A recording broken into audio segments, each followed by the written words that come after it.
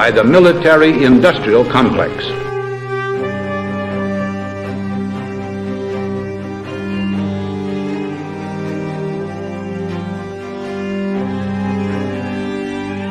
It could be seen to move violently forward, violently forward, violently forward. I'm just a patsy. Let's win there.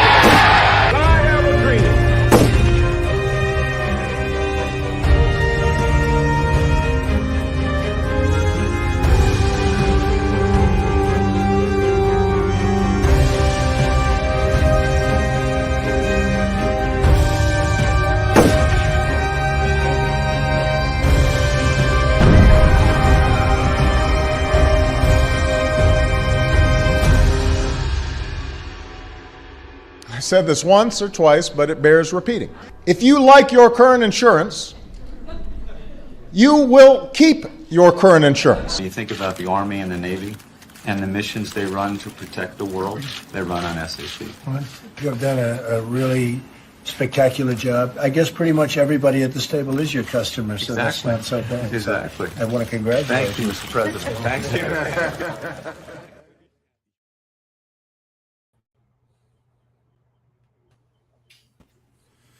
And we're back. Today we're joined by Kris Newby, the award-winning author of Bitten, The Secret History of Lyme Disease and Biological Weapons. Kris's investigation into the murky origins of Lyme disease started with her personal experience as someone infected with Lyme. And I'm waiting for my teleprompter to go. This is my new teleprompter, and I don't know how to use it yet. What she discovered were ties to biological weapons research, which was scary enough before the pandemic, but now it's downright horrifying. As COVID-19 reshaped our understanding of pandemics, Kris's detailed, well-sourced, and cited work offers a crucial perspective on disease, government secrecy, and the quest for what's really going on. Bitten isn't just a book about Lyme disease, it's a revelation about how diseases are manufactured and affect us in ways that we never imagined. Kris, it's great to have you on the Duke Report. Thank you, Peter and George, for having me on. How you doing, George? Great, and I can tell everybody I've read Kris Newby's book, and it's a great book, Bitten. She's got it on her shoulder behind her, and she really did the research here. She went back and talked to the guy who the virus is named after and went through all of the papers and everything and really did a super job on this book, and went all the way out to the Rocky Mountain lab and brought it all the way to Plum Island. Really followed the total arc of this thing, and you did a great job, Kris. Thanks. I appreciate it. Kris, I know that you've been, you did quite a few interviews when the book came out. But my first question is, your book and movies seem to be getting real traction right before COVID-19 hit.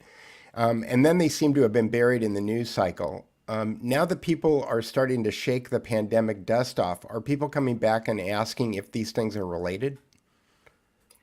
I would say the last 6 months, there's been a resurgence in interest in the book and the movie, just because I think the Lyme disease outbreak was sort of a prequel to the bioweapons, people understanding the bioweapons program and the fact that we're still suffering from the effects of it, and that the government will lie to us about certain things about biosafety, et cetera. So I think the book came out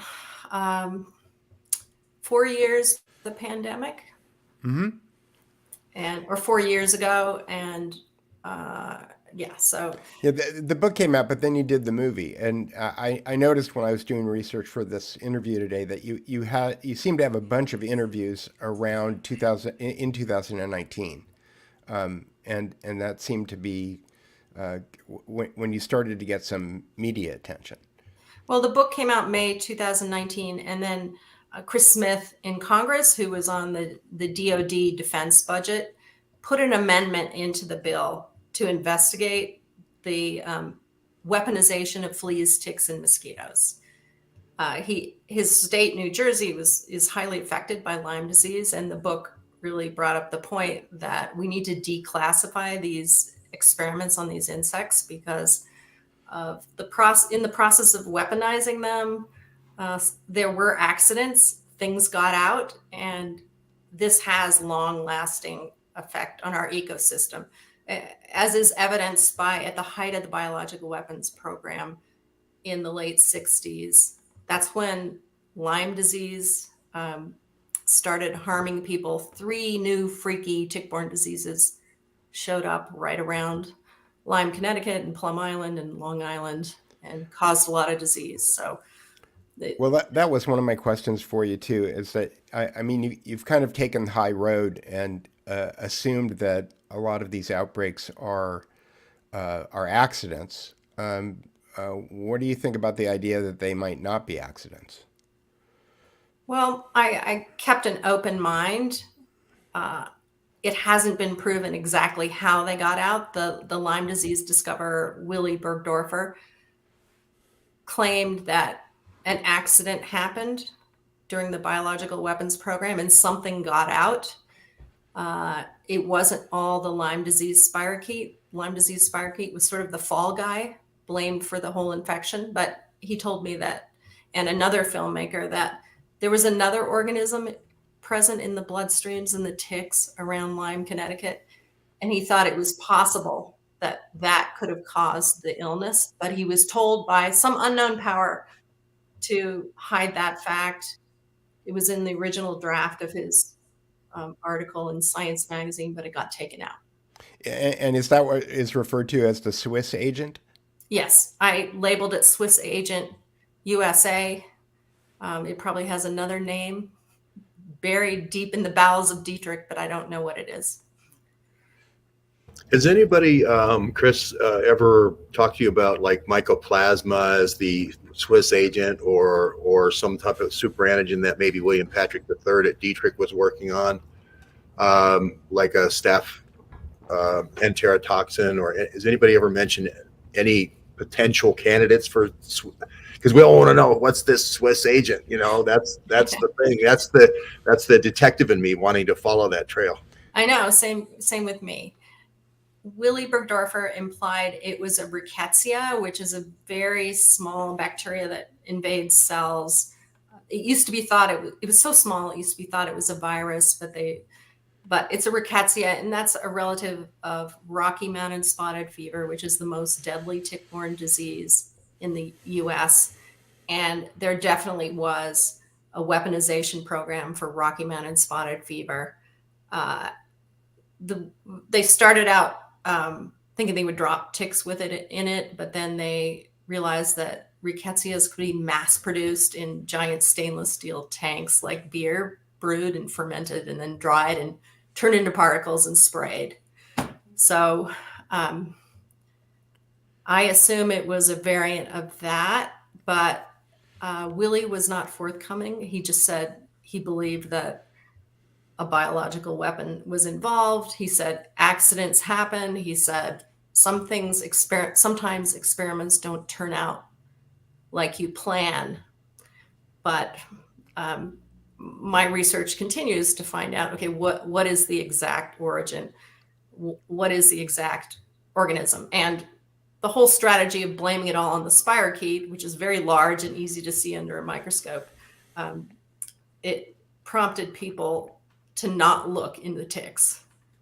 And I am happy to say, since the book came out, more and more researchers are deep profiling the ticks to see what is in there. So hopefully we'll figure it out eventually. George, do you have more questions? Well, I mean, you do mention William Patrick III at Fort Detrick in your book, and he does talk about his weaponization strategy. I think you quote it in the book, which is the bacteria, the virus, and then the super antigen kind of hiding as a kind of a triple cocktail that will take out anybody's immune system. And the idea is it'll overwhelm your immune system so that your immune system will have a non-specific response. It'll have sort of a cytokine storm type response, causing all these neurological effects and heart effects and all these organ, just a general not good thing where your own body's attacking its own self. As you've written this, has the pendulum swung a little bit more away from the accident side over to the, wait a minute, maybe this is planned, maybe this is engineered? I mean, there's conjecture about that, but I didn't find proof of that. Certainly, there were a lot of Nazis brought over through Operation Paperclip, and they worked at Fort Detrick on these bioweapons. They were people who worked under Himmler at the end of World War II. There was also Erich Traub, who was a Nazi. Oh, that's the 8-ball at Detrick, where they aerosolized things like Rocky Mountain spotted fever and tested vaccines. That's a plastic model of it. So the Nazis were brought over, and one reason that Willy Burgdorfer, seen on the left there, was hired in 1951 was because he was fluent in German and French and English, and he could interview the German bioweaponeers and find out how they did things and apply that to the U.S. biological weapons program. And he worked in Switzerland at the Swiss Tropic Institute in Basel under Geigy, and that's the family that founded Swiss Geigy and Ciba Geigy. Ciba Geigy, yeah. And he worked with ticks with dangerous relapsing fever from Africa, and he also worked with Q fever, which was a go-to bioweapon during World War II. And then he went to Rocky Mountain Lab in Montana and helped them with the insect stuff. So, I mean, the concept behind weaponized insects is you stuff fleas with plagues, mosquitoes with deadly Trinidad fever virus, and then ticks with lots of diseases. It's trial and error, and you try to find, the perfect combination of two living organisms. And he was the or indeed what or three. Yeah. I mean, one of the things that you and George were talking about, maybe we can talk to the audience a little bit about. George and I hypothesize a lot on this show about different ways that things like COVID-19 as a PSYOP. I should probably put up the, in order to protect us, the high octane speculation banner that I put up here. But we've talked in the past about how COVID-19 might be the most virulent cold or flu that's ever been released, but not necessarily that lethal. And that there are things called virus-like particles that could have been deployed tactically that would create panic death events in tactical locations in order to create the proper psychological warfare component that would get the world to lock down and affect the president's decision-making and things like that. And when I was looking at the interchange between you and George, and again, I don't understand it enough well like you guys do to explain it, which is why I'm going to ask you to do that again, that if you were talking about having a virus inside of a bacteria, I think, and if the bacteria dies, then the viral load gets released. Did I? And that turns into a cytokine storm. Did I have that correct? Well, yeah. I mean, there's a three. Go ahead. You go. Anyway, so I talked about two different things there. Okay, but both of them are scenarios where you would use where you would have a strategy for deploying certain levels of bioweapons. And one of the things I think that is manifest in the way that communication has gone down the last 3 years has been that people are always looking for a single cause to something. So the overwhelming virality of COVID-19 interspersed with these massive death events, but tactically located, is people are trying to explain it as a single cause. And what George and I have been talking about is that it may not be a single cause. There might be multiple causes that are being perceived or sold as or narrated as a single cause. And so in that situation, it seems like if you have a bacteria that has a viral load that winds up having an add-on effect where just to add penicillin and you get a cytokine storm, that seems like a kind of devious thing. So I don't know if there's a question there or not, but maybe you can comment on it.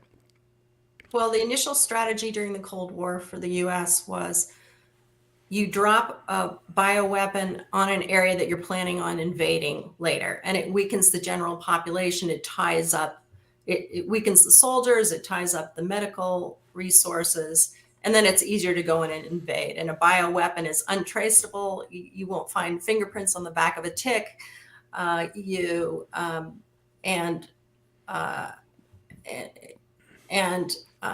also they tested in Canada in conjunction with the US, if you released a bioweapon and a radiological weapon, a nuclear weapon, how does that affect a population? So that was the strategy there.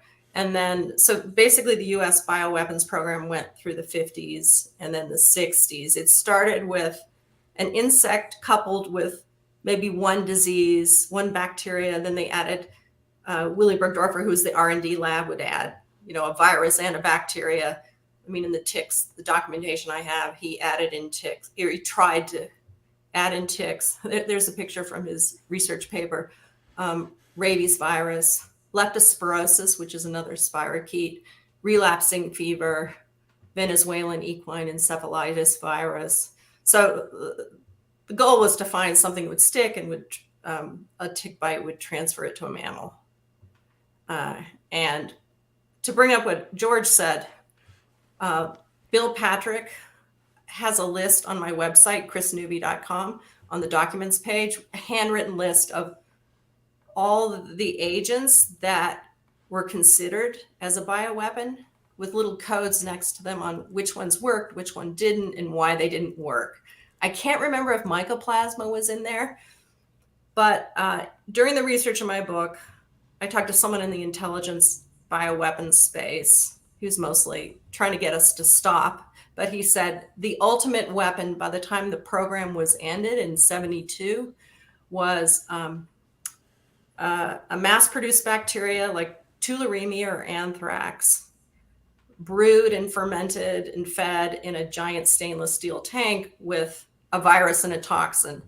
Yeah, you can see it's, I think, the third, that document.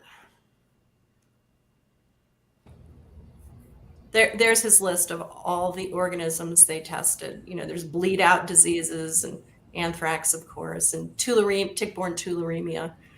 And plague, tuberculosis, cholera, dengue fever. He used to have this blue binders, I'm told, with just for anthrax weaponization, and that was his coveted diary that he carried around. That in this book is all knowledge of how to make anthrax potent. So there's parrot fever, there's Shigella, which is shellfish poisoning, typhus, which can be tick-borne. There's cocci, which is a horrible, incurable fungal disease, listeria, the Bolivian hemorrhagic fever. That's my writing there. But the point was, they tried a lot of things, and some of them got farther than others, but there were many leak points, which is the problem with a biologic weapons program, just like Wuhan was a leak point. If we believe that story. If we believe that story, yeah. Exactly. Well, I mean, going back to Himmler, and then Kurt Blom working for him, and then Eric Traub working for Kurt Blom. Himmler started the Dachau entomology, tick weaponization in, early in the war, January 1942. They were thinking about using this all over the world. And so the huge state-sponsored weapons program, Albert Speer, right? And then all of those guys who leave that area, like Eric Traub, right, then come to Fort Detrick or places like the Rocky Mountain Lab. And you wonder, gee, wouldn't it be easy to just keep going with what we were doing? We could work on the vaccines. If we weren't going to do gain of function and make them more deadly, we could at least do the vaccines. And then, if you read William Patrick III, it wasn't about that. It was about combining them in like this list and seeing if we could make them more deadly. So all of a sudden, the CIA or whoever woke up, Henry Kissinger woke up in 1972 and said, Richard Nixon said we should stop, so let's all stop. And to me, it seems like when you have huge state-sponsored programs, like for the weapons of mass destruction, like uranium or bioweapons, they never stop. DARPA keeps going. It's the insatiableness of DARPA wanting to know more, and our containment gets better and better with sensors and electronics and all that. Yet the frequency of leaks is happening more and more. So I see that as a little bit of a paradox. Yeah, and I mean, we officially started ramping down the program in 68. It ended in 72. But there was this dual use strategy, which means, well, we'll keep some samples so we can protect ourselves from the Soviet Union, which we assume is Protect ourselves. not stopping the work. This is proven they didn't stop their work on biological weapons, but we still have the cookbooks for how to ramp up biological weapons. Well, you also kind of, I think you intimated that there was some sharing with the Soviets of what was going on, and we know now that the United States, probably 10 years before that, was actually giving the Soviet Union nuclear secrets so that they could create parity. Was there any other information that you had? Willy Bergdorfer, he had some bank accounts, I guess, that he never touched, and he was interacting when he was overseas. Was it in London when he was interacting with the Soviets? I don't remember. Well, so Willy Bergdorfer is an interesting character. Swiss German, comes over here. He buys into the U.S. System whole hog, becomes an American citizen, almost immediately marries an American ex-wave servicewoman. But at some point, well, he immediately, as soon as he gets a security clearance, he goes into the bioweapons program, and then he goes deep. And I think that was exciting when he was young. He got his own lab, he got lab assistants, and this happened to a lot of people. But then at a certain point, he would go back to Europe and he'd miss that really vibrant intellectual academic community. And he realized he couldn't go back because his best work could never be published, like plague and fleas. Wow. The disease that killed most of Europe several times over. So that's a problem. What was your original question, Peter, so I can get back to that? I was going down that rat hole. I don't remember. Well, I would have a follow-up. I have a follow-up on what you just said, and then there's the South Africa story that's in the chat that just came out today about targeting ethnic people in Maripol. Oh, I think I have that. This one? Yeah, but okay. Just on the wife, really quickly, you said she was an American that was a wave, but I think she also spoke perfect French, and their romance budded out in the middle of Montana, at this bitter root, area of Montana, right? With them speaking French to each other. Is that right? The language of love. Yeah. I thought that was a little interesting. It seems almost like a handler, of like, we have to get all these bioagents over to the Rocky Mountain lab. We're going to have somebody who speaks English and German. She spoke, or at least French. But I realized they were in love. They were married, 35 years or something like that. Oh, so we were talking about the money, the secret Swiss bank account. So right. That's right. This was the most interesting thing. And it's just one of the mysteries of Willy and why he's an interesting guy, because, he did this these weapons development when he was young. He had a change of heart and he confessed to a couple journalists about it and some other Lyme patients. He got Lyme himself. So his character turned around, but he did have this secret Swiss bank account in Basel, and none of his family members knew about it. And it was a sizable amount of money in there. And as soon as he made the Lyme discovery, it was a very strange thing that I still haven't figured out yet. But he was sent by NIH to go investigate why people in Lyme, Connecticut are getting so sick.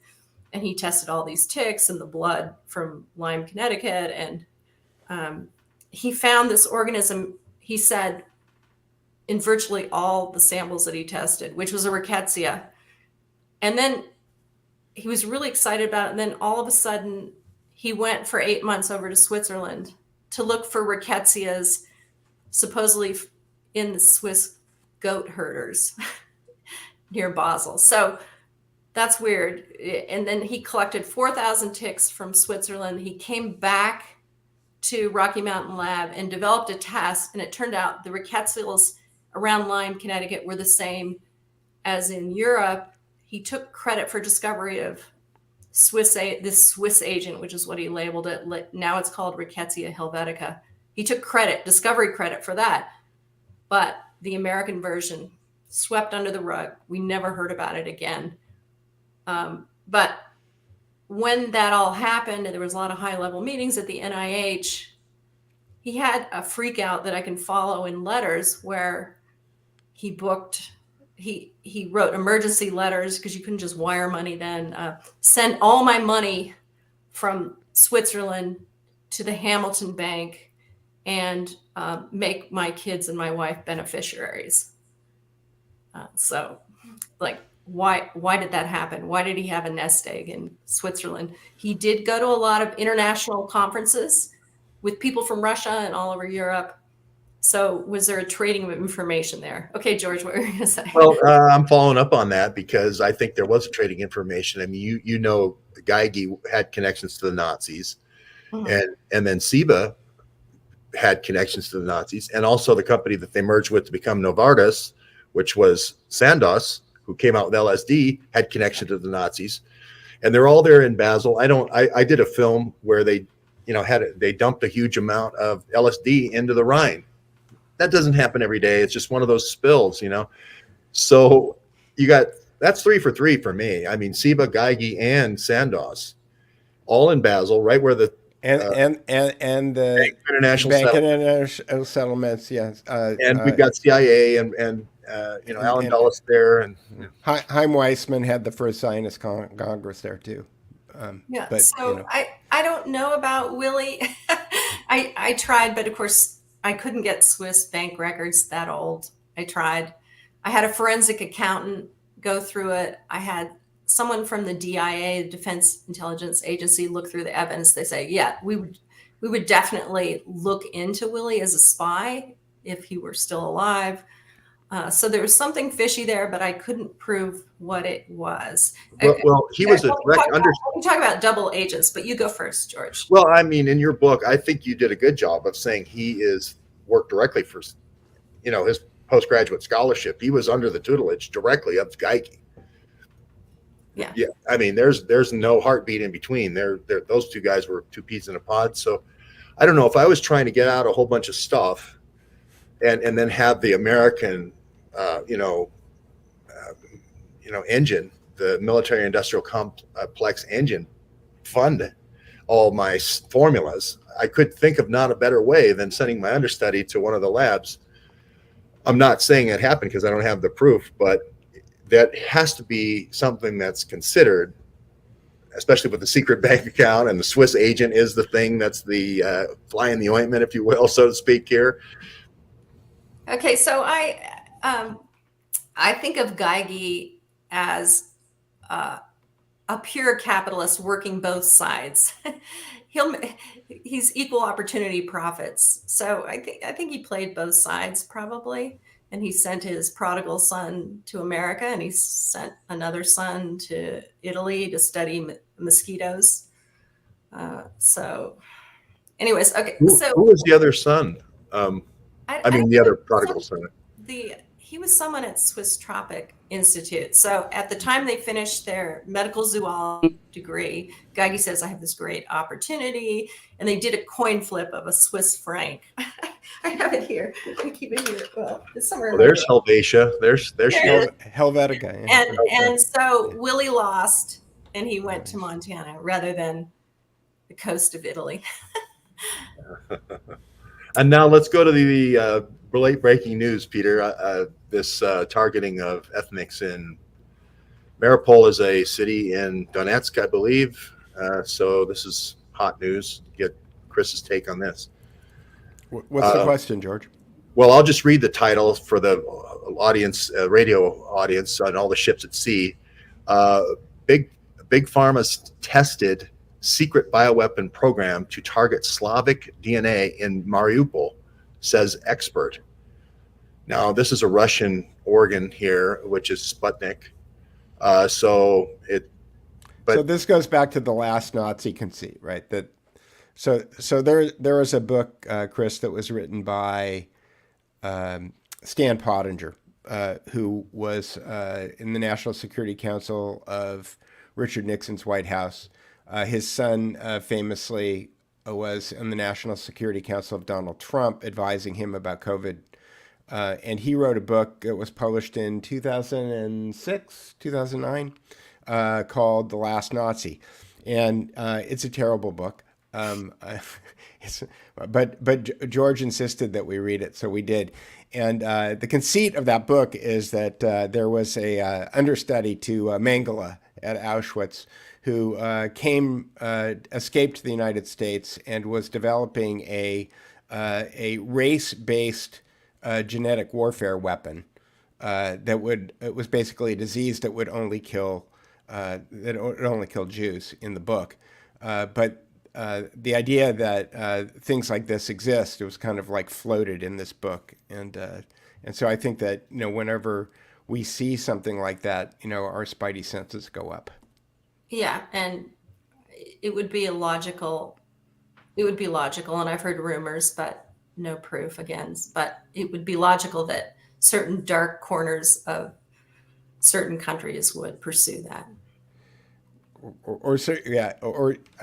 My conceit is that countries are kind of imaginary, and that there are people out there who are doing things like that, and whether or not they're related to a state or not is they may be getting states to do things for them, but one of the things that Willie talked about in one of the interviews that I watched from your film was that that the money was controlling things. And that seems to be a truism even today, that whenever you talk to any of these people that are involved in any kind of medical stuff that seems dubious, there's huge amounts of money, including the guy who went after you in the Washington Post.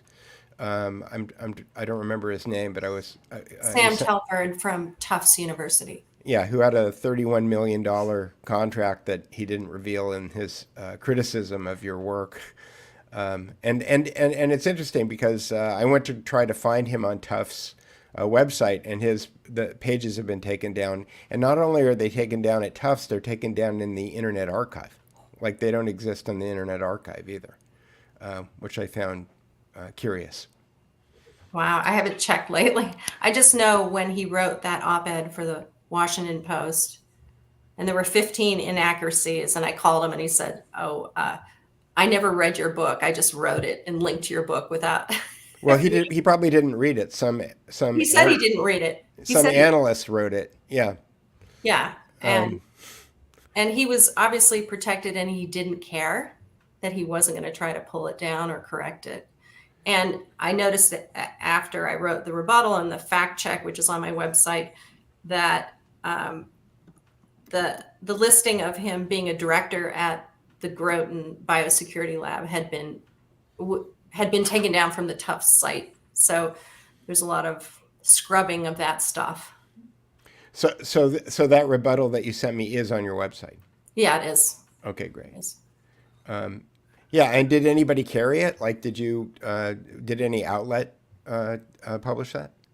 No, as soon as it came out, I called Sam Telford, and he wasn't cooperative. And then I called the science editor, Lisa Helmuth, at the Washington Post, and she says, we don't fact check op-eds, though that's their written policy right now. And RFK Jr. told me they so fact checked everything he ever wrote. He can't believe that they didn't do that. And then Is that because the DMCA is suddenly applicable to newspapers? Is that the idea? That I don't know. But then over the last 2 years, the 2 years after they wrote that, I've made pleas to several sets of editors that are sort of a revolving door right now at the Washington Post, and no one's corrected. They say, oh, we'll get on that. And then they never call me back. And in the last year, I've just given up.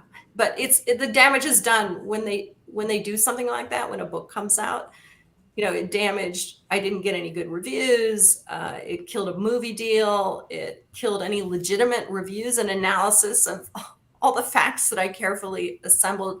And then it propagated across the internet because it is such a ridiculous premise that, oh, we weaponize ticks. It just sounds so made up. And it was in the middle of the fake news brouhaha. Yeah, well, it's interesting because we've talked on this show before about the idea that the U.S. government has over 60,000 contractors doing something called signature reduction, and that is it's one thing to get people to take a news story down. It's another thing to just kind of completely diminish the perceived value of the work that somebody's doing to the point where they look like they're crazy. And it's actually a government program called signature reduction. So you seem to have been the victim of signature reduction in that case. Yeah, it's too bad. I did think that your response was great, and it deserved. It still deserves. I think somebody should probably run it, but I probably at a point when Lyme disease becomes part of the news cycle again, which inevitably I think it's probably, there's a lot of bio news, and there's kind of a roulette wheel of take your choice of what you think is going to be the next big thing. But I would assume that Lyme disease is probably going to come back into the news cycle at some point. Well, a Harvard study just recently came out where they sequenced several different, many different strains of Borrelia burgdorferi, the bacteria behind Lyme disease. And they were shocked at how complex the bacteria is. It has these little rings of chromosomes called plasmids, which are usually things you see in organisms that have had forced gain of function experiments, because they're combining with viruses to give them special powers, gain of function. So even in Harvard, this study said amazingly complex genome, very varied surface proteins that have little bits of virus proteins in them. Two other science universities have published on the genome and said it has a mysterious and rapid evolution.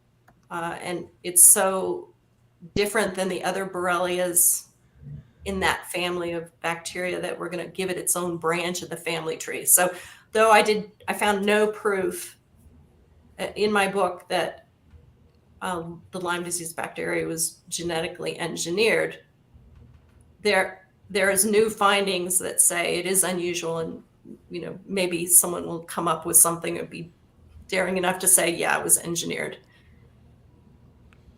Well, I just find it amazing that it's considered conspiracy theory when the guy who's running the whole national program is saying we're putting all of our eggs in this basket, which is Himmler.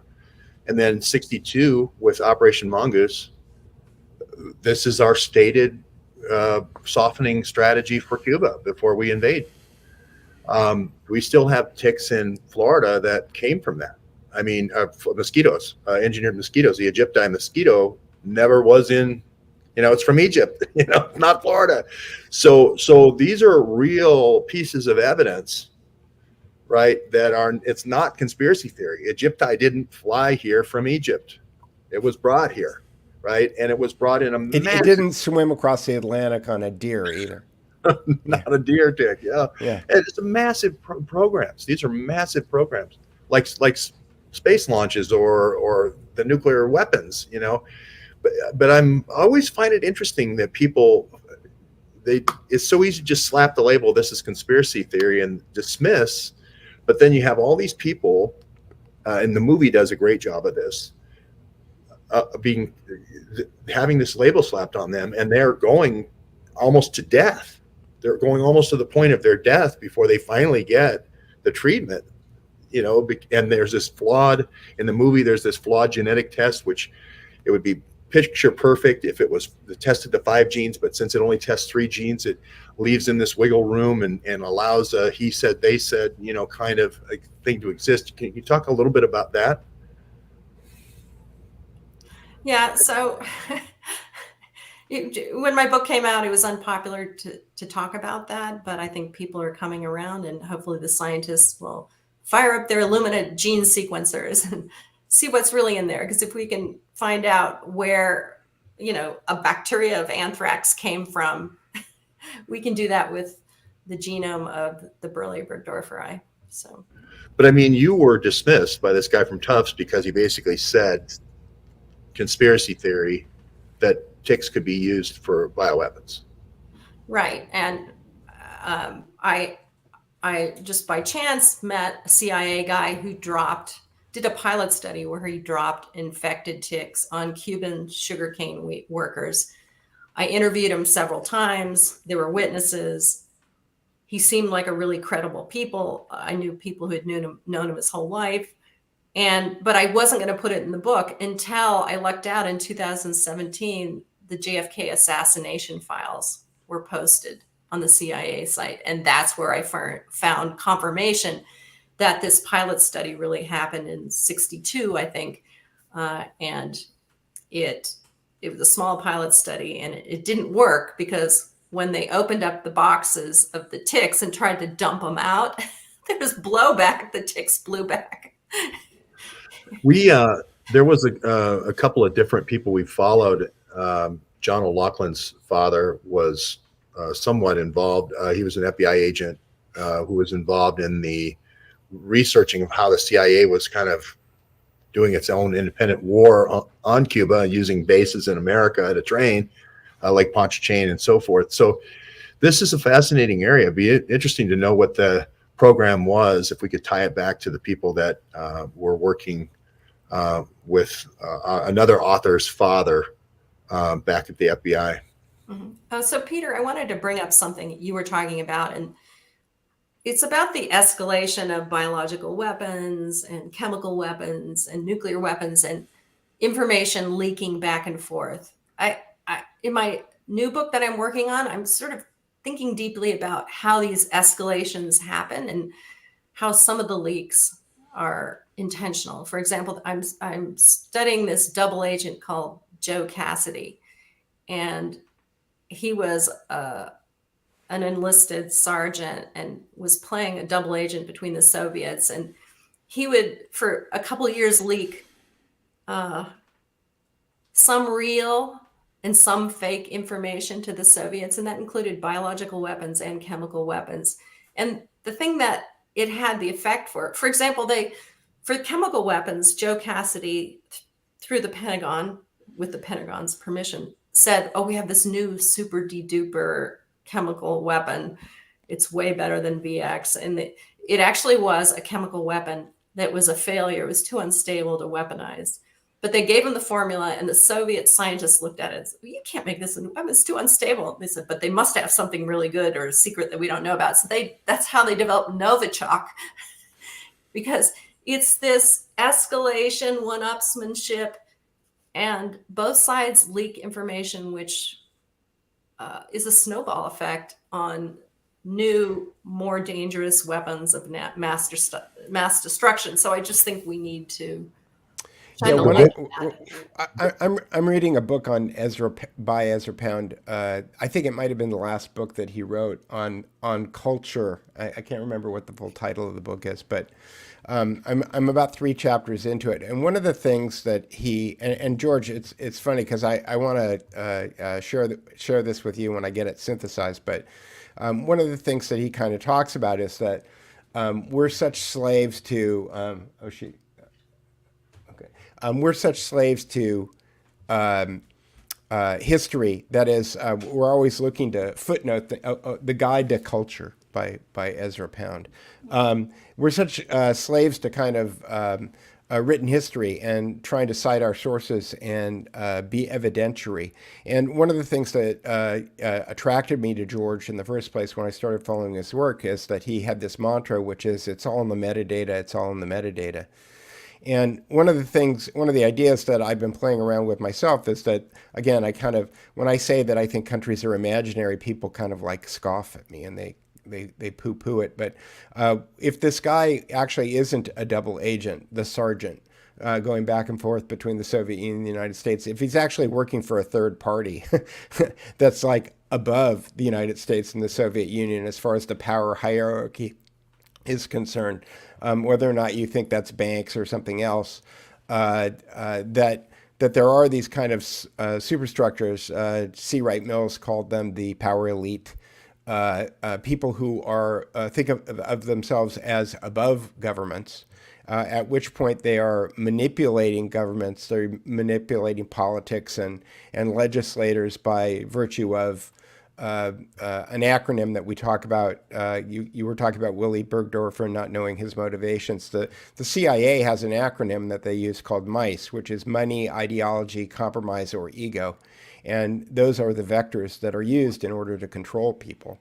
And so, usually when you're asking the question, why did somebody do something that was out of character or something that you thought might have been against their best interest, it's usually one of those four things. Either that or family. Family is the one that the CIA leaves out because there are, if you look at the Dulles brothers, you would think that family might have been a principal reason there for their motivation to work together on certain untoward things. So I'm just kind of putting it out there that I look at when I see somebody who's called a double agent, I think, well, maybe they're just working for a third party and we don't know who they are. So that's my kind of comment. Well, I believe you're speaking about Cassidy's Run, written by David Wise. An amazing book. An amazing book. Well, this person I work with, John O'Loughlin, who's an author as well, he's written, it's called Macduff Lives. His father was the agent that was passing bad information about VX nerve gas to the Russians. So, and Novichok comes from that. And as Peter said, it could be that DuPont, right?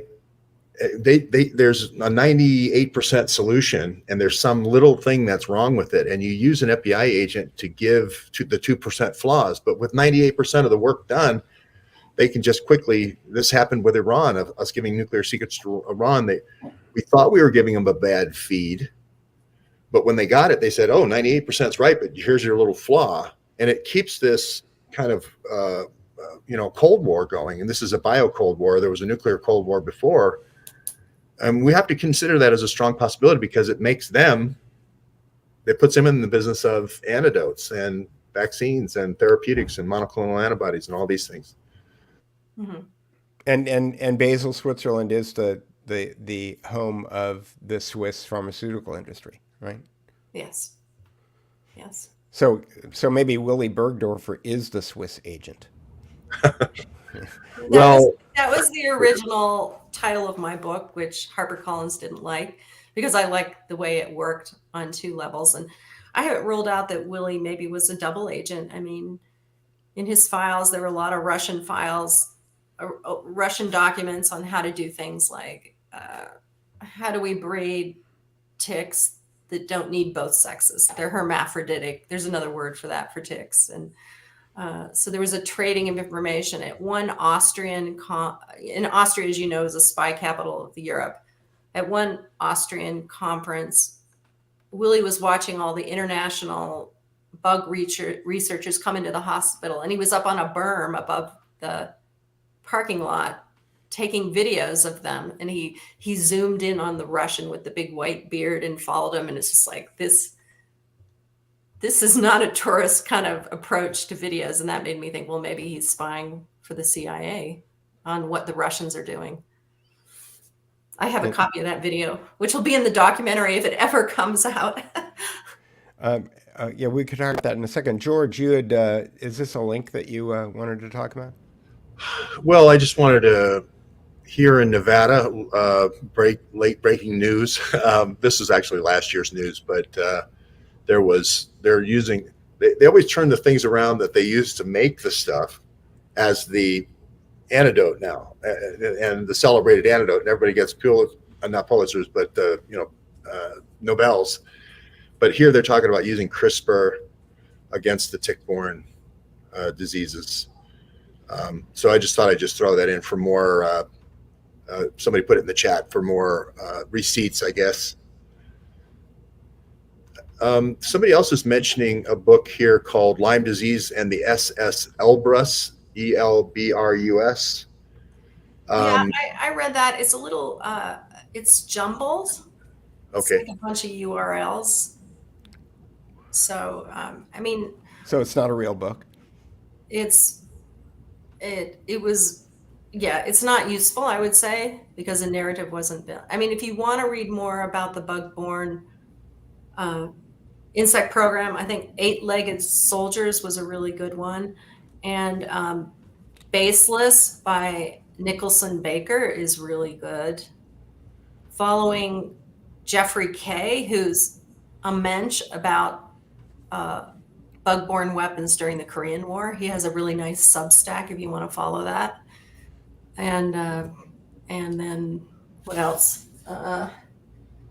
So you mentioned you mentioned your next movie if it ever gets finished. What's the status? What's the movie about? And what's So it's based on the Bitten book, and it's just a 3 or 4 part documentary on the things about Bitten. So the situation of Lyme disease. Right. Because the first 2 films that you made were really kind of more about getting attention for people who had Lyme disease, not necessarily the background, right? Right. So the first one was Under Our Skin. I was actively involved in that. The next one was Emergence. I was interviewed, but I wasn't actively involved. But so Under Our Skin, we started that 2003. Took 5 years to get it to the Oscars shortlist. I think that was really good at showing how the people in charge of Lyme disease were saying it's no big deal. There's no such thing as chronic Lyme disease. All Lyme disease can be cured with 2 to 4 weeks of doxycycline, which is just not true. So we were showing the patient situation. And then I did the deep dive on corruption in medicine and the fact that Lyme disease came out was discovered around 81, 82 when the laws in America changed to allow universities and government agencies to become partners with Big Pharma and share in royalties, pretty much double their salaries or more. So that and become toadies. Become toadies in the revolving door. So before scientists, I mean, they would race to publish new information about dangerous pathogens. Here, AIDS and Lyme disease were the new pathogens du jour in the early 80s.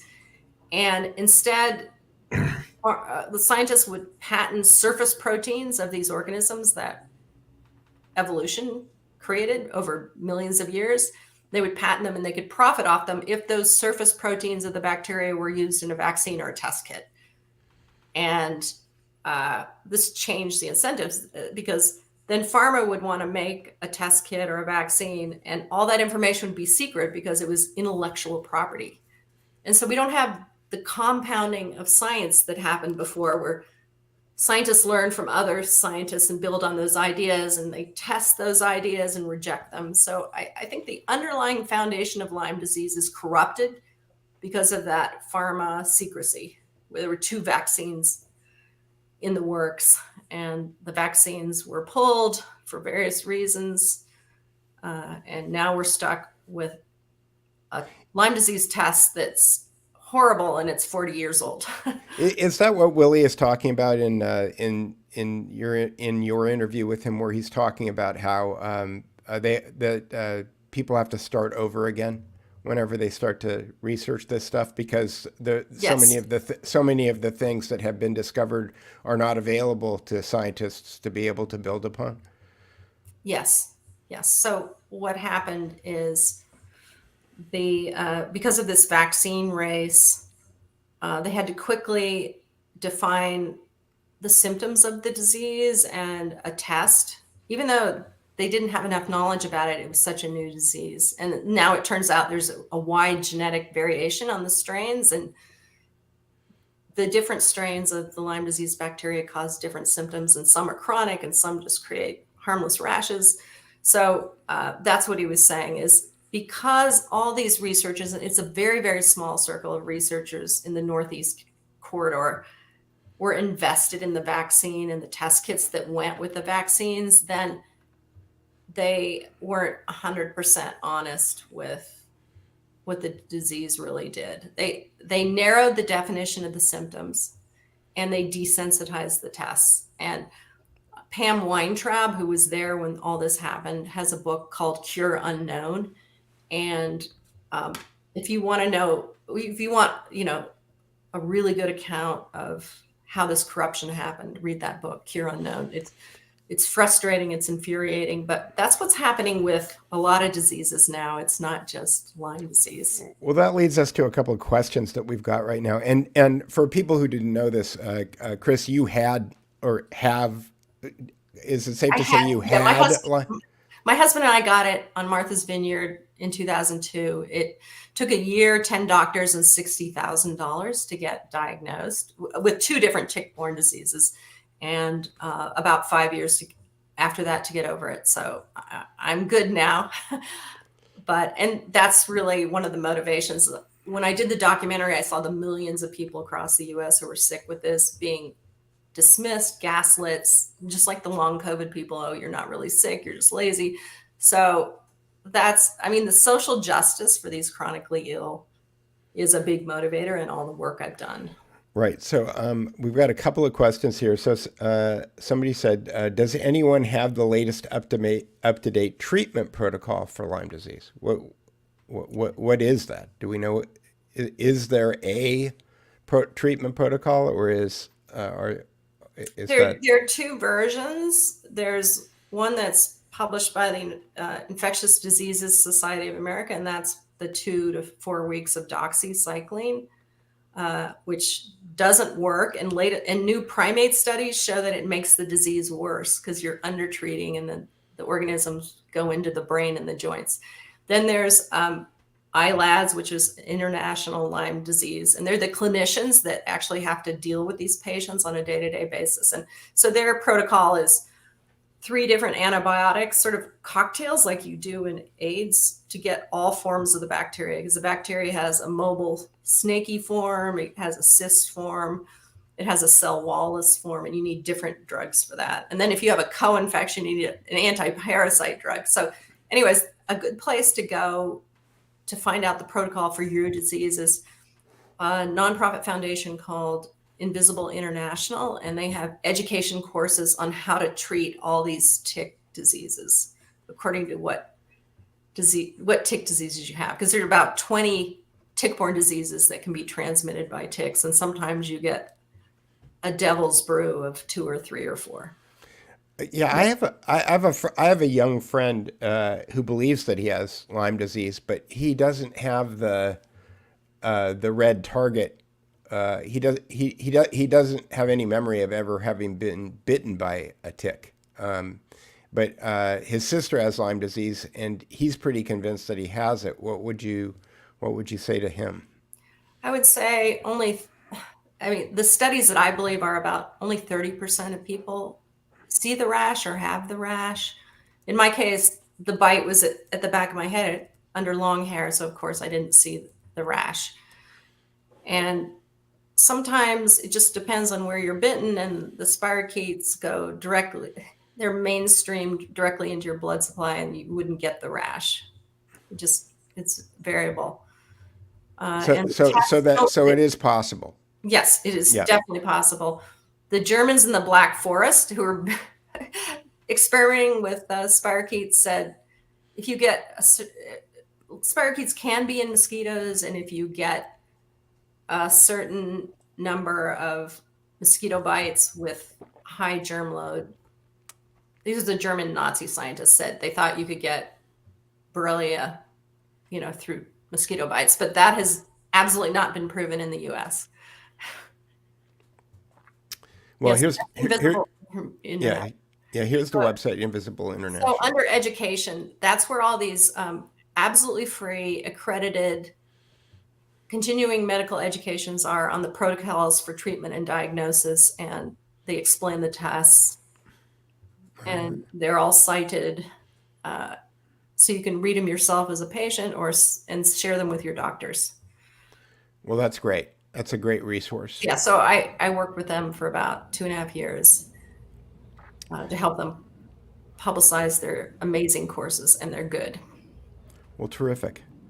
I wanted to do another plug for your documentary because people might not have heard it the first time, but it's called Under Our Skin. And it won at Tribeca, it won at Fargo. Hey, if you win in Fargo, you can win anywhere, I'm telling you. And it won Durango, AFI, American Film Institute. So it swept the boards. The only thing it didn't get was the Oscar. It was on the short list, so it was in the top 15 that year. Who beat you is the key question, you know. Well, I think it was The Cove was number one, and then the Pentagon Papers, which that's a great documentary that we can all get behind. Yeah, that was good. Daniel Ellsberg, yeah. Well, The Cove was that beating of the SEALs and the little Japanese Harvey brother. Yeah, I know. That was, oh well. Kind of made for TV. It was kind of made to shock because there's nothing you can really do about it. A bunch of SEALs get beat up, right? So, but Lyme is affecting people for the rest of their lives. This was a great documentary. Yes. Can I put a link in? Yes. While I'm looking for the link, why don't we play the trailer? Should we do that? Hang on Yeah. a second. All right. Let me see if I can get this to go.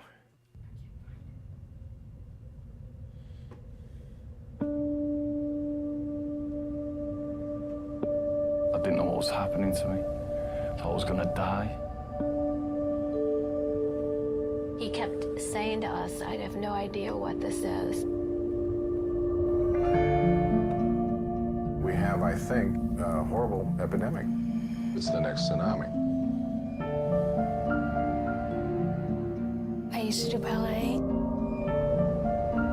She just went downhill very fast. I went from being a gifted athlete to there's times when it's hard to put a shirt on. It just doesn't seem possible that this poppy seed sized thing is going to make you bedridden, possibly for the rest of your life. There's Lyme disease everywhere. It's more prevalent than AIDS. How many more people are going to suffer before the truth comes out?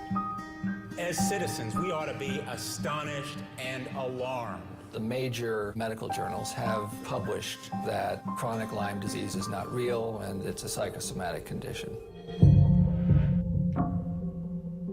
I kept getting poo-pooed by the doctors. We don't think there's anything wrong with you. There is nothing wrong. There's no medicine for someone like you. They don't have any evidence of ever having had Lyme disease once. She shouldn't have had to die. We know about Lyme disease. It's something that we have a good handle on. Well, that's nonsense. Such a waste. Insurance companies trying to get rid of doctors who cost them a lot of money. What he'll do will be to cite that there's no such thing as chronic Lyme disease. They don't want to pay. It is difficult for doctors who want to stand up and help these patients. Dr. Jim Sack's license is suspended. There's a message that's going to be sent to the other doctors that it's not safe to take a Lyme patient on and treat them. I had to fight for what I got. I'm glad to be here. By the time you're so disabled, you're in a panic state. How do you know how to fix it? How do you know what to do?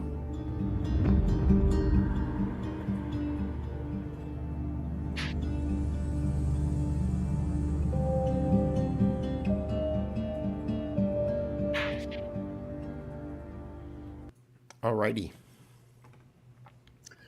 Well, it seems like Price Waterhouse, somebody got the envelope and you at the Oscars and you just didn't get it. But that would have been nice to be an Oscar winner. But all those other, 9 or 10 other awards on that's really fantastic. Yeah, but I was just amazed to have a disease film end up winning that many awards. It was pretty amazing to me. And it just raised awareness, and people can still watch it. And I still get calls from people saying, oh my gosh, if I hadn't watched that movie, I never would have been diagnosed. Peter's like your friend. Oh, well, I didn't see the rash, so I must not have it. Yeah, indeed. So what's next, Kris Newby? What are you working on now? A book about another government accident that I want to mention right now, but that's I don't want fine. competition. But It's the same thing where there's a long tail of patient harm, and the government is ignoring it. So, and then also just exploring why scientists end up in this kind of work, and then they won't whistleblow on it, and then how the escalation for these weapon systems get out of control. So I just think those are all in a good story that will help the situation, I hope. Yeah, one of the, circling back to something that I was mentioning earlier, again, I'm kind of like inspired by this book a little bit, is the idea that for things that we don't have hard evidence for, but we, again, I got this idea from George, is the idea that if you have a framework, kind of a metadata that's based on metadata, so things that you can see, that you can observe, real things, and you build alternate scenarios based on the facts that you've got.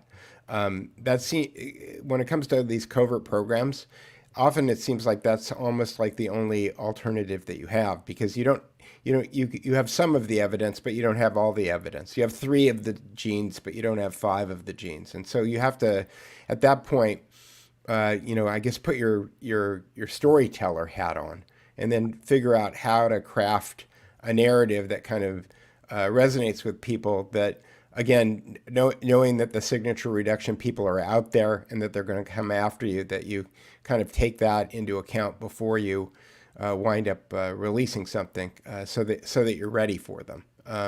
Ezra Pound's, I'm paraphrasing it, but his basic thought was, who cares what Aristotle said? If I've got a better idea, then I have a better idea. And so I guess maybe I'm talking in circles here, but the point that I'm trying to make is that figuring out alternate stories that the evidence that you do have fits, I think is relevant today in a world where so many things are being kept secret from us. At that point, it kind of puts the onus on them to disprove it. And if you're ready for the signature reduction, then maybe you'll keep them on their back foot. I don't know. Well, I think that's really good advice. And I wasn't ready for it in 2019 because I was still operating under the world that mainstream media was independent and fact checks happened. So it was a body slam, and I'll know better next time.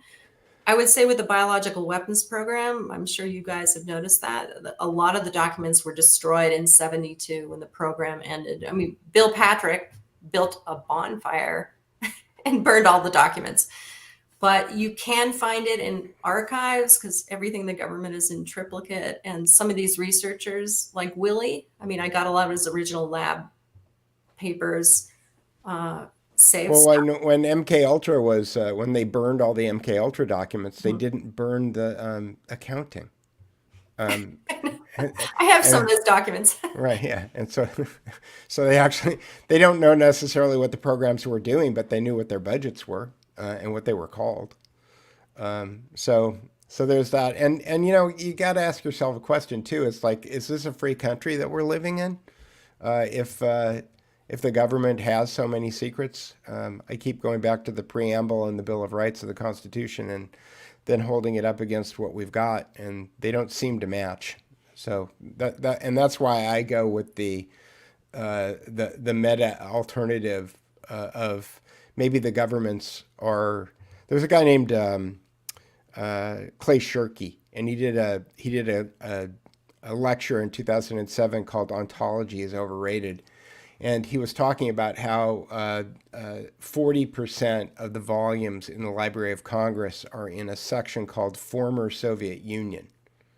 And that's because when they put the books up, the Soviet Union existed, and then the Soviet Union went away, and they didn't have the budget to go reshelve all of 40% of the books in the Library of Congress. So they just changed the name of the section to Former Soviet Union. And there's so many things that are evidenced every day that go against the First Amendment, the Second Amendment, the Fourth Amendment. I mean, you name it. That those things don't really seem to be in effect. They don't really seem to be held to the level of supremacy that they should, at which point you have to start asking the question, what's above that? Who's the real boss here? Somebody asked me the other day who I thought was, Sean Atwood asked me who I thought was in control of the world, and I said, I don't know, ask Larry Fink, but he probably won't tell you unless you take him to Guantanamo. Well, that's what I found with a lot of these 80-year-olds is they took a secrecy oath in World War II, and they're just not going to give it up. Well, because they have vectors. They have children, they have grandchildren, they have, and that might become the meta lesson of of the Kennedy family, right? Mm-hmm. Which is that we're not just going to take care of you. We're going to take care of your whole family. I mean, that's my supposition about O.J. Simpson, is that he still had a wife and a daughter. I don't believe that O.J. Simpson killed Nicole, but I believe that he was involved with the people who did, and I believe that he was never going to rat on them because he still had a wife and I still had a daughter and a son. And those are vectors: money, ideology, compromise, ego, and family. Those are the vectors. George, you got anything else? Just last question. Author appearances. Are you doing any film work or any going to award shows or writers conferences or anything like that anymore? No, it's not so much. I'm just heads down working on book number 2, which is a really interesting project, and it's nice to be focused on one thing. And then also I continue the work on where did Lyme really come from, and my latest thinking is I look at the dead animals around that area, because there were really 5 freaky new germs that showed up in the late 60s at the height of the bioweapons program. And they're all from other places, like across oceans. So that's a fruitful line of inquiry. Yeah, I just to Peter's point, and I know we're wrapping up, Kissinger and Stan Pottinger were very good friends. And we have Kissinger talking directly to William Patrick III. I think it might even be in your book that said we need to make sure that it's not lethal. And Kissinger's comment back was, well, you'd need 2 nurses full time for it not to be lethal. It's like as close as you can get to being non-lethal, because to stay under the radar of the convention, the BWC convention. So anyway, it'll be interesting to see. Are you going to do nukes or bios in this next book? Chems. Oh, chems. Okay. All right. Nukes, chems, bios. It's all. Well, I mean, it's very difficult. It's all Frank Zappa's father, right? No.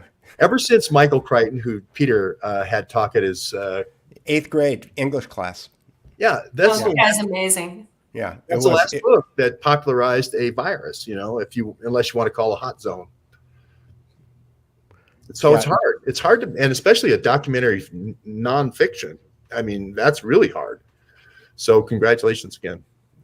Yeah, I'm thinking I'll move to fiction because it's just so much easier. I tried one fiction. It wasn't a very good success. So yeah, in fact, easier in a way. The thing is, though, George, I don't know if you finished The Witness Tree. Did you? No, I didn't finish it. The Witness Tree is very interesting because it's written by an ex-Mossad guy and somebody else and a writer, John. Was John Loftus one of the writers on Witness Tree? I think he was. John Loftus and an ex-Mossad guy wrote this book called The Witness Tree. And it's very interesting because it's a novel, but it's kind of like, I think Doug Valentine wrote, was it TDY? Yeah. That he wrote that was a novel. Basically, he had most of the information to write a nonfiction book, but he didn't have all of it. And so what they did is they put it into a novel. And the Witness Tree is fascinating because it's about ultimately it's about the blackmailing of Nelson Rockefeller into get the votes in the UN in order to create Israel as a state. But building up into that, there's all kinds of compromise. And the first chapter of the book is the Dulles kids when they're growing up. They're like, you know, they're like 10, 12, and 15, something like that, and they're all blackmailing each other in the first chapter of the book. I went to Langley High School next door to the CIA, so I knew some of those people. Right, but I highly recommend the book just from a standpoint of if you don't have all of the facts together, but you want to write a compelling story. It may be. I feel like I learned a lot of history in that book, and a lot of the characters are composites. And you know, the supposition in the book is that Alan and John Foster didn't like Eleanor's first husband, and so they killed him. And they kept that a secret. FDR anymore? Is that say again? Communist? You can't say FDR now. I can't say FDR. Well, I meant you said Eleanor's first husband. I think you meant FDR, correct? No. I meant Eleanor Dulles. I apologize. Their sister. Oh my God. Yeah, who also wrote basically the history of the creation of the Bank of International Settlements. She was a high roller in the creation of the Social Security system. There's a bunch of information in that book that I didn't really know. I didn't, you know, she's kind of like the unknown Dulles, but, you know, understanding that their grandfather and their great-grandfather were both secretaries of state. You know, there's a lot of provenance there that I wasn't really aware of. And I think that the solution that they came up with of writing this novel was actually unique and valuable and a great read, by the way. Oh, I'm definitely going to read that. Yeah. Same with Cassidy's Run. That's a really good read. And then also, have you read Legacy of Ashes about the CIA? I have not. Have you, George? Great book. Yeah, David Talbot, A Devil's Chessboard is another one of those. I mean, these are such great books. But Legacy of Ashes, I would put Talbot's above his a little bit, but it's Legacy of Ashes, great book. I was reading that, and that's where I found out. Oh, the spy satellite. I think that's the spy satellite my dad worked on for the CIA. So I said, Dad, is that it? Yeah, it's declassified now. Your dad worked on a spy satellite for the CIA? Yes. Did he ever say keyhole? It was keyhole. I mean, but I didn't know it till I read it. Okay. So I can read, you know, A Watch from Outer Space. But he reminds me, oh, well, that technology was used in Hubble telescope. So. They put the keyhole as the size of a bus, if you remember. They put it out on display in Langley, you know, at the Air Museum for 2 weeks. Oh, really? And then they took it off. So the Russians could come in and take as many pictures as they want, but then 2 weeks. So I always wondered, why wouldn't you have it on permanent display? But there you go. Because you were taking pictures of everybody who was coming in to take pictures. That's right. It was a honey trap for sure. Yeah. There was at the National Air and Space Museum, if you're interested, there is parts of the keyhole, and they talk about the telescopic lenses and the two stereoscopic and all that good stuff. It was really an amazing piece of engineering.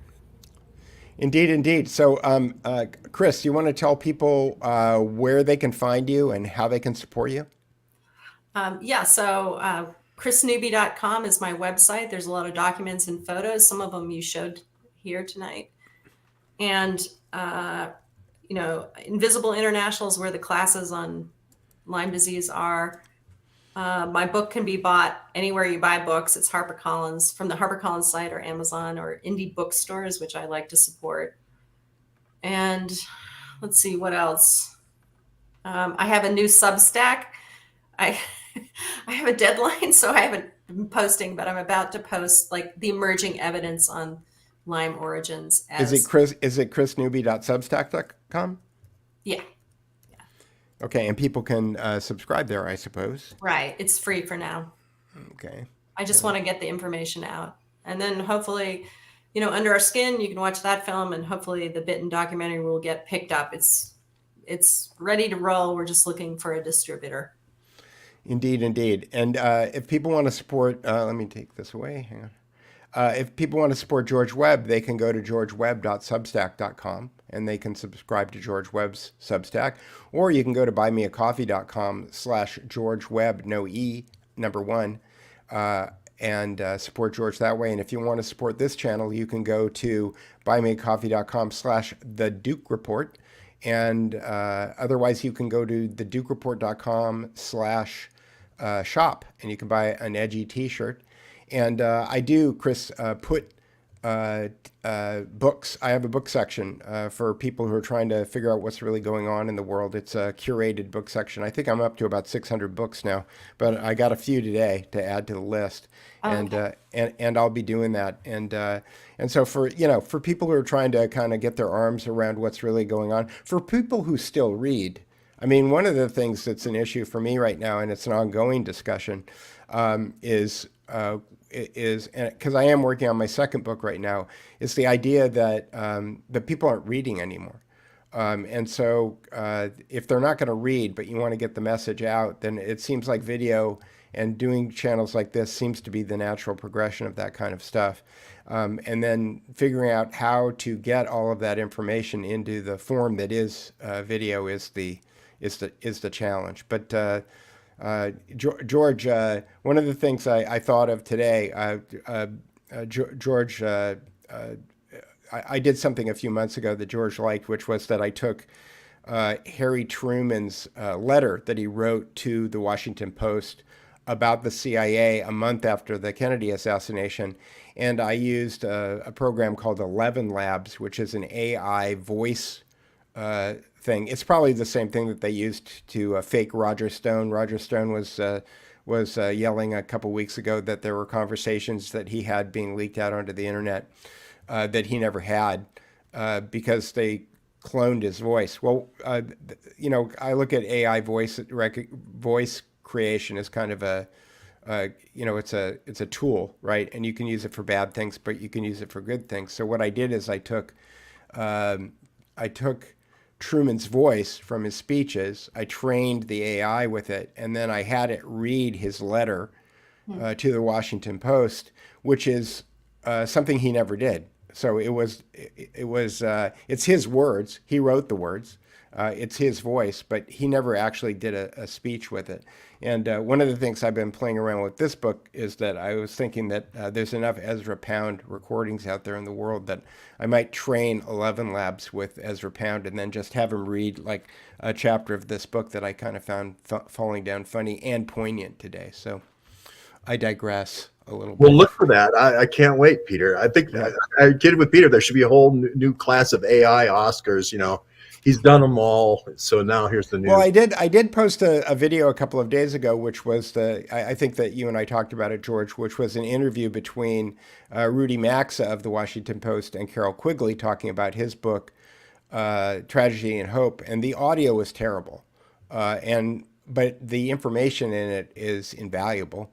And so Adobe Premiere came out with this new AI function where it will read the voice track. If you're doing a recording with somebody, it will create a closed caption track automatically, like YouTube does.